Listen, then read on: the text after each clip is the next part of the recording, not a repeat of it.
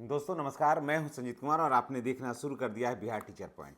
दोस्तों, सदन में क्या बातें हुई शिक्षकों की उम्र को लेकर के कि शिक्षक कितनी उम्र में रिटायर करेंगे, शिक्षकों का आयु 65 वर्ष होगा या नहीं होगा, समान काम समान वेतन मिलेगा शिक्षकों का या नहीं मिलेगा, प्रधान शिक्षकों का वेतन जो है वो शिक्षकों के समकक्ष या शिक्षकों से कम हो गया है, इसमें बातें क्या हुआ ये बताएंगे।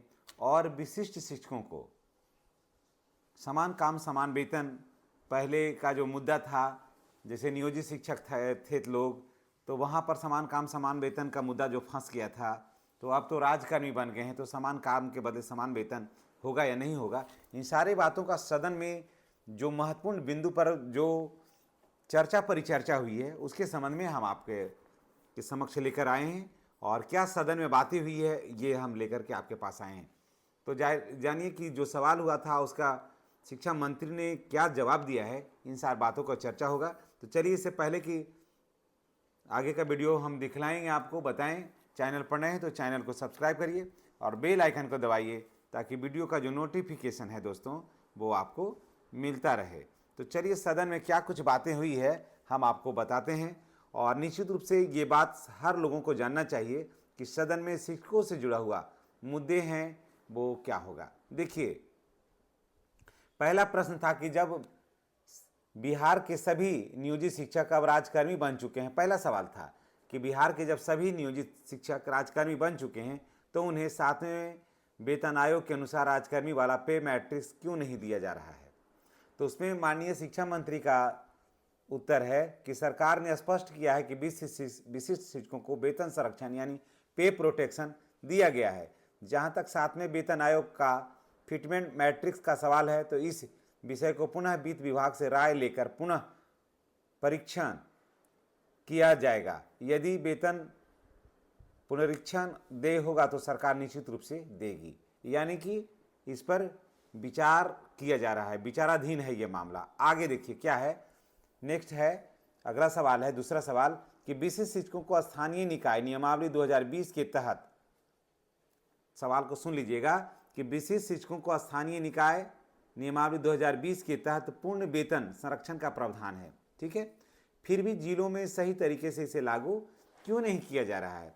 तो इस पर मंत्री का जवाब है कि विभाग को प्रोन्नति और वेतन संरक्षण के संबंध में विभाग जो है वो लेटर जारी कर दिया है, लेकिन शिक्षकों का संख्या बहुत ज़्यादा है, शिक्षकों का संख्या ज़्यादा है, इसके वजह से थोड़ा सा असुविधा हो रही है, लेकिन निकट भविष्य में इसका होने का संभावना है, यानी कि इसमें साफ किया गया है कि इसके निकट भविष्य में ही ये हो जाएगा, यानी कि जो समस्या है इसका समाधान हो जाएगा। नेक्स्ट प्रश्न है, तीसरा प्रश्न कि 8 वर्षों के कालवत प्रोन्नति टाइम बॉन्ड प्रमोशन का लाभ पूरी तरह से क्यों नहीं मिल रहा है। इस पर शिक्षा मंत्री का सवाल था कि प्रोन्नति के लिए विभागीय बैठक हो चुकी है, सरकार इस बात से सहमत है कि शिक्षकों को वित्तीय उन्नयन का लाभ मिलना चाहिए, थोड़ा विलंब अवश्य है लेकिन प्रोन्नति का लाभ दिया जाएगा और विथ एरियर दिया जाएगा। अगर प्रोन्नति का लाभ मिलता है तो उसे पूरे एरियर के साथ उन लोगों को दिया जाएगा। तो चलिए, ये एक बहुत बड़ा मैसेज है। नेक्स्ट है सवाल, चौथा सवाल है कि राज्य के सभी कर्मियों को जब 10 साल 20 साल और 30 साल वित्तीय उन्नयन MSCP के माध्यम से मिलती है तो शिक्षकों को आखिर क्यों नहीं दे रहे हैं। जब शिक्षक को छोड़ करके, यानी कि नियोजित हों विशिष्ट हों, ये सब शिक्षकों को छोड़ करके पूरे विभाग के सारे कर्मचारियों को 10 साल 20 साल और 30 साल पर आप वित्तीय उन्नयन देते हैं, तो शिक्षकों को आप क्यों नहीं दे रहे हैं। तो इस पर माननीय शिक्षा मंत्री जी का सवाल है कि इस विषय पर भी विभाग विचार कर रही है, अभी की नहीं है, विचार कर रही है, वित्त विभाग से राय लेकर निर्णय लिया जाएगा। सरकार सकारात्मक दृष्टिकोण इस मामले में रख रही है। मैंने आपको इसके पहले भी एक वीडियो बनाया था MSP पर, जिसमें सदन में वही सवाल है, ये जो सवाल पर मैंने बनाया था ना वही सवाल है कि जो शिक्षक हैं MSCP का लाभ से इनको क्यों नहीं आच्छादित किया जा रहा है। तो वहाँ पर ये था कि इसलिए नहीं आच्छादित किया जा रहा है कि अभी लोग नए नए बने हैं और इस पर विचार किया जा रहा है, और जैसे ही होगा तो MSCP में क्या होगा ना कि इसमें आपको 3 प्रमोशन निश्चित रूप से मिलेगा, और एसीपी में 2 प्रमोशन होते होते समाप्त हो जाता है। तो इसमें एक साफ कहा गया है कि इस पर सकारात्मक दृष्टिकोण सरकार रखे हुए है।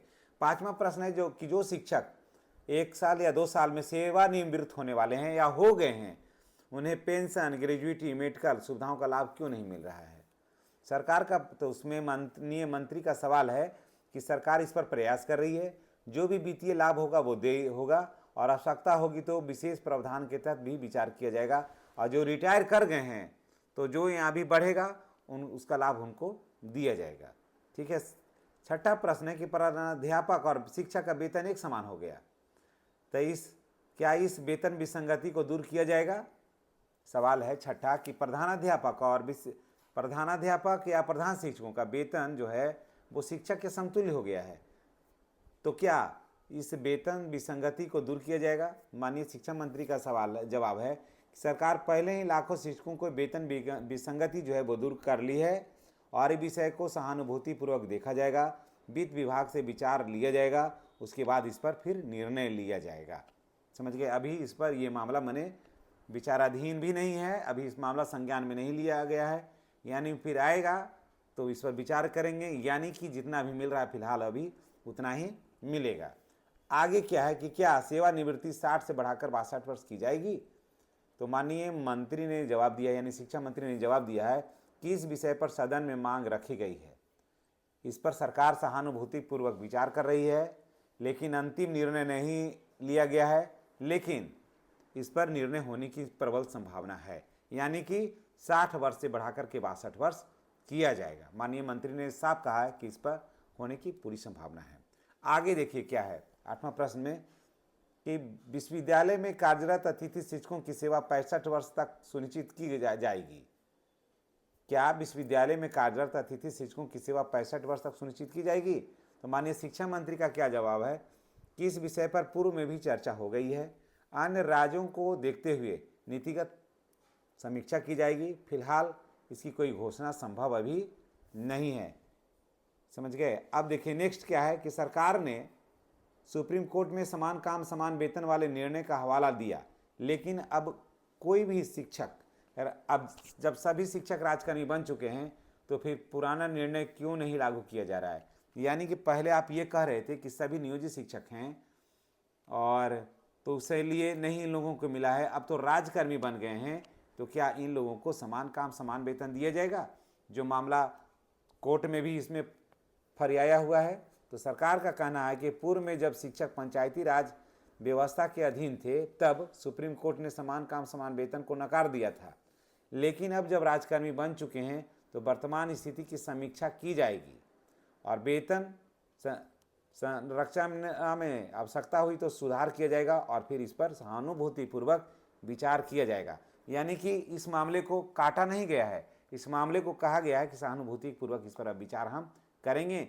पहले स्थानीय निकाय के शिक्षक थे तो वहाँ पर तो कोर्ट ने इनके मांग को नकार दिया था, लेकिन अब तो राजकर्मी बन गए हैं, तो इस पर हम लोग माने सरकार का कहना कि इस पर हम सहानुभूतिपूर्वक विचार करेंगे, यानी कि संभावना है, टूटा नहीं है। 11वां क्वेश्चन है कि क्या शिक्षकों को राजकर्मी की तरह पूरा फिटमेंट मैट्रिक्स यानी पे मैट्रिक्स लेवल में शामिल किया जाएगा, अगर हाँ तो क्यों और नहीं तो क्यों नहीं। तब अगला सवाल उनका जवाब है माननीय मंत्री को। माननीय मंत्री ने जवाब दिया है कि इस विषय को वित्त विभाग से राय लेकर पुनः परीक्षण किया जाएगा। समझ गए।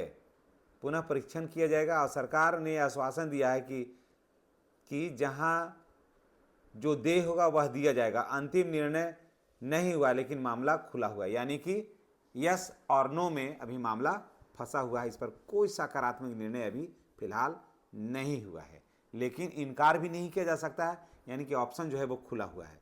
नेक्स्ट क्वेश्चन है कि 16 वर्षों को सेवा कर रहे बिहार के नियोजित शिक्षकों को अतिरिक्त आर्थिक लाभ क्यों नहीं दिया जा रहा है। तो माननीय मंत्री का जवाब है कि विभाग ने 8 वर्ष में प्रोन्नति देने की बात स्वीकार कर चुकी है और यदि 16 वर्ष या इससे अधिक सेवा हो चुकी है तो इस विषय पर भी समीक्षा संभव है और सरकार इस पर सकारात्मक संकेत दे रही है, देगी, और जो नियोजित शिक्षक बने हुए हैं उनको पूरा लाभ इनको दिया जाएगा। ठीक है। तो ये 12वां प्रश्न था। अब 13वां क्या है कि प्रधान शिक्षक प्रधानाध्यापक के पद पर नियुक्ति के में बीसी शिक्षकों का क्लेम क्यों लंबित है। जो शिक्षक जो हैं प्रधान अध्यापक या प्रधान शिक्षक पर प्रतिनियुक्त हो गए हैं, तो बीसी शिक्षकों का क्लेम क्यों लंबित है। तो इसमें शिक्षा मंत्री का जवाब है, मंत्री ने जवाब दिया कि निश्चित प्रतिशत में इनका दावा बनता है। रिकॉर्ड संधारण में दिक्कत और बड़ी संख्या के कारण विलंब हो रहा है, लेकिन सरकार इसे देने के पक्ष में है, यानी कि ये भी बिल्कुल उनके पक्ष में जाएगा। अब देखिए महत्वपूर्ण प्रश्न है कि 8वें वेतन आयोग की चर्चा शुरू हो गई है। जब शिक्षकों को 7वां वेतन का लाभ ही पूर्ण रूप से नहीं मिला है, तो आगे 8वां का लाभ कैसे मिलेगा, इसमें सरकार को स्थिति स्पष्ट करना चाहिए। तो माननीय मंत्री ने क्या कहा है इसे हम लोग जानते हैं। दोस्तों, इससे पहले कि अगर आप चैनल पर नए हैं तो चैनल को सब्सक्राइब करके बेल आइकन को दबाइए, ताकि इस तरह का वीडियो का नोटिफिकेशन जो है वो आपको मिलता रहे। तो देखिए माननीय मंत्री क्या कहे हैं कि सरकार का कहना है कि 7वें वेतनमान से संबंधित जो भी विसंगतियां हैं उसे वित्त विभाग से परामर्श लेकर दूर किया जाएगा। अभी नहीं हुआ है, यानी कि वित्त विभाग में अभी गया ही नहीं है। वित्त विभाग में जाएगा, फिर उससे परामर्श लिया जाएगा, फिर जो विसंगति होगी उसे फिर दूर किया जाएगा, और इस पर अभी कोई नई घोषणा नहीं की गई है, न होगी, और इसकी जो है समीक्षा जो है वो जारी है। समझ गए, यानी कि इस पर अभी सरकार कोई निर्णय नहीं लेने के मूड में है। नेक्स्ट है यानी कि 15वां जो सवाल है, और यह अंतिम सवाल है कि अतिथि शिक्षकों की नियुक्ति यूजीसी मानकों के अनुसार हुई है, तो क्या इनका सेवा स्थायी की जाएगी। तो मंत्री का सवाल है, माननीय शिक्षा मंत्री इस पर क्या जवाब दिए हैं सो देखिए कि इस विषय पर पहले भी चर्चा हो चुकी है। अन्य राज्यों में जो व्यवस्था है उसकी समीक्षा की जाएगी, लेकिन फिलहाल उस पर कोई भी ठोस अधिसूचना जारी नहीं की जा रही है। तो देख लिया आपने कि सदन में जो बातें उठी उसका हम आपके साथ शेयर किए हैं। इसके संबंध में आप क्या कुछ कहना चाहते हैं, कमेंट बॉक्स में अपना राय अवश्य दीजिएगा। इसी के साथ मैं आपसे विदा लेता हूं, और नेक्स्ट वीडियो में हमारी और आपकी मुलाकात होगी। चैनल पर नए हैं तो चैनल को सब्सक्राइब करना नहीं भूलिएगा। धन्यवाद।